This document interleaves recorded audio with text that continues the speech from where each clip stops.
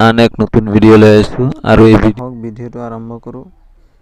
তো আজিৰ ভিডিঅ'টো হ'ল আপোনালোকে ভিডিঅ' থাম্বনেইল চাই গমেই পাইছে আজিৰ ভিডিঅ'টো কেনেকুৱা ধৰণৰ হ'ব পাৰে। ইয়াতে অসমীয়াত কিছুমান বানান আছে যিটো উচ্চাৰণ একে কিন্তু অৰ্থ বেলেগ বেলেগ।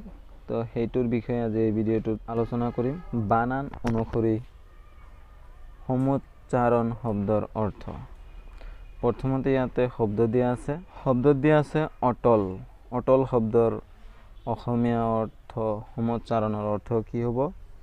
স্থিৰ বা লৰচৰ নোহোৱা, অটল, তলি পাবলৈ নোহোৱা, অতি দ।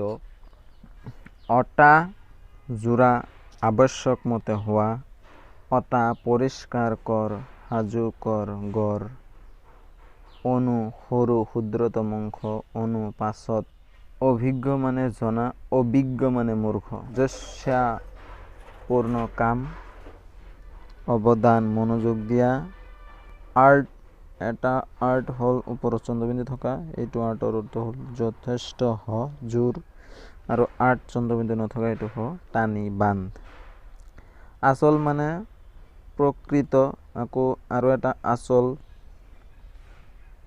ওপৰত চন্দ্ৰবিন্দু থকা সেইটো হ'ল কাপোৰৰ আগ। আটা মানে ঘেঁহুৰ গুৰি, আটা মানে পিতাৰ পিতা, বুঢ়া লোক, মান্য লোক। আচাৰ মানে নিয়ম, এবিধ মুখ ৰুচিৰ খাদ্য। আচাৰ মানে ধোৱা। চা মানে দৃষ্টিকৰ, ছা ওপৰত চন্দ্ৰবিন্দু থকাটো ছায়া। তো আজিৰ এই ভিডিঅ'টোত 20টা অসমীয়া বানান অনুসৰি সমুচ্চাৰণ শব্দৰ অৰ্থ আলোচনা কৰা হ'ল।